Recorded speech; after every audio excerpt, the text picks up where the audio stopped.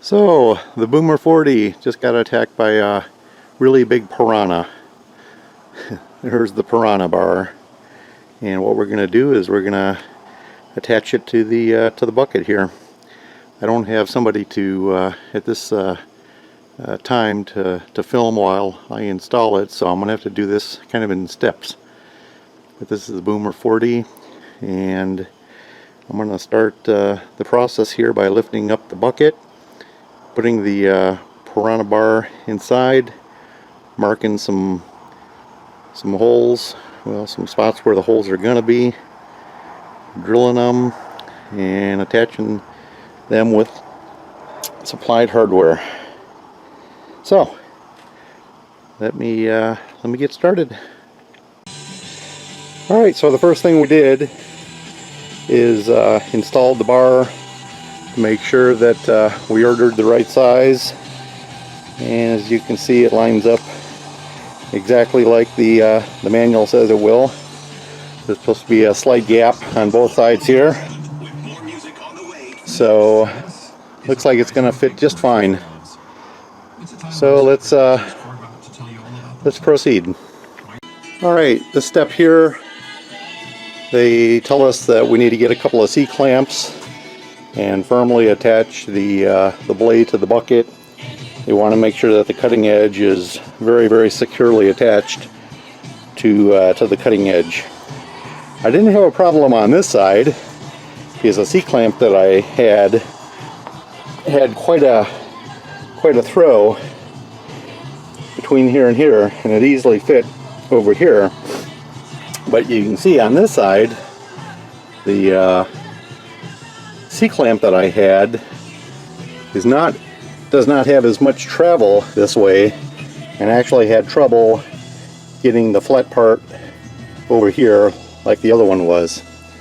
But it's on there quite secure, just it's not ideal. It's not like the other one. In any event, the bar is very, very secure. I've got it centered as they requested.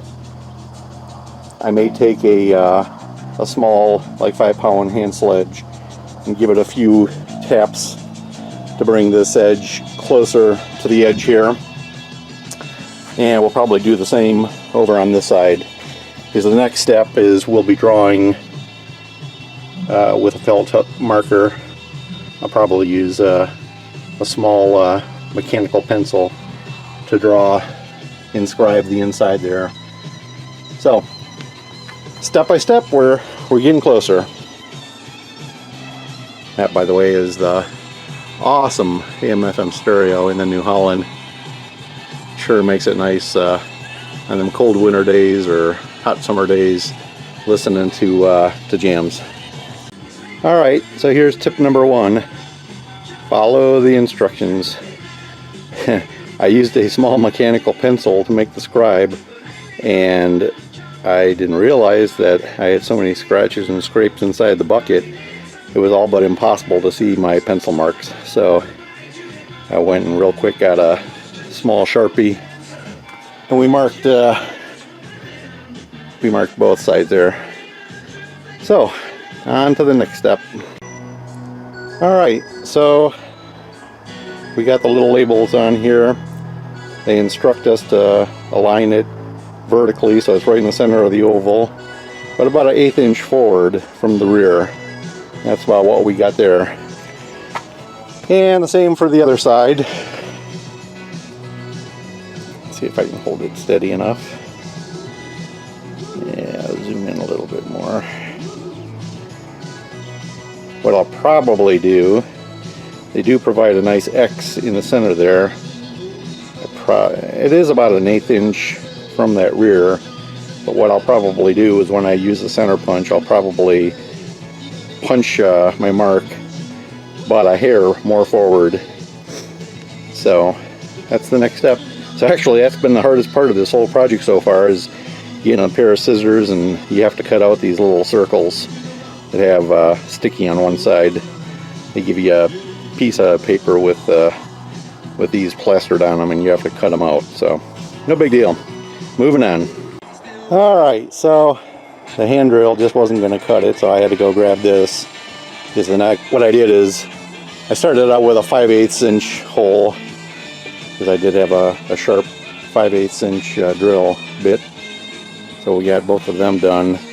But when it came time for 3/4 inch, let's see if I can zoom out here,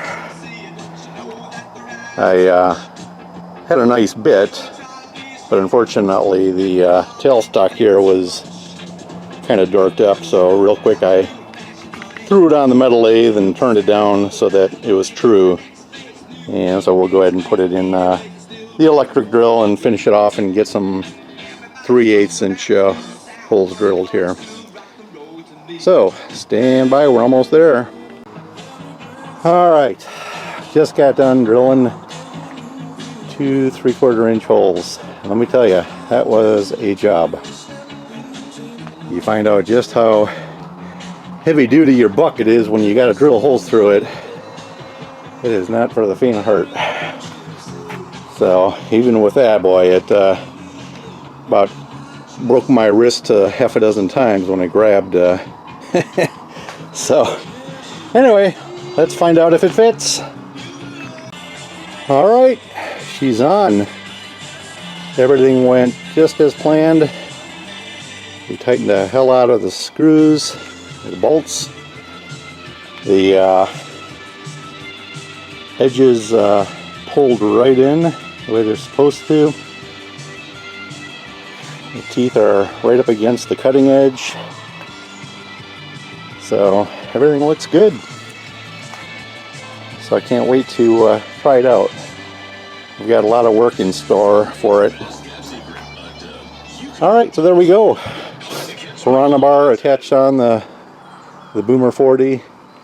I'll try to get some video and try to show how well it works. I've got a whole bunch of tree line that I need to take down, some small trees, a lot of brush, overgrowth, things like that, which is why we got the Piranha bar to begin with.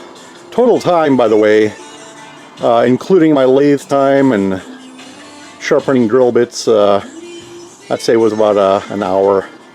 So if you actually do things the right way and have everything on hand, you should be able to knock this out, believe it or not, in about half hour or 45 minutes. Alright, so that's it.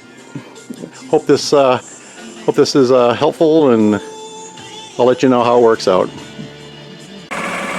Alright, so you know I couldn't leave you hanging. I just could not stop having fun with this new Piranha blade. It was absolutely awesome. Completely changed the way the tractor behaved and what its capabilities were. I just didn't want to stop. I got all the lights going and I just kept working on the tree line.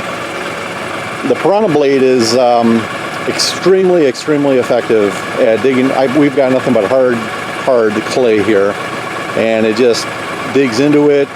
I was able to recover, I would say, almost 10 yards. I've got a pile of clay, almost 10 yards of it that I just recovered from our tree line. Taking out bush, trees, all the crap that was on the side, got it out of the way, and there are piles of clay and dirt, and I said, hey, I could put that to use. So I was able to scoop it up. I made a tremendous pile of it and gonna put it to use. So anyway, a big thumbs up for the Piranha blade. If you are at all thinking about getting one and you're on the fence, I say go for it. I think you'll be very happy with it. So anyway, hope this helps, and if you get one, have fun, and just make sure you got lights on, because you're not going to want to stop.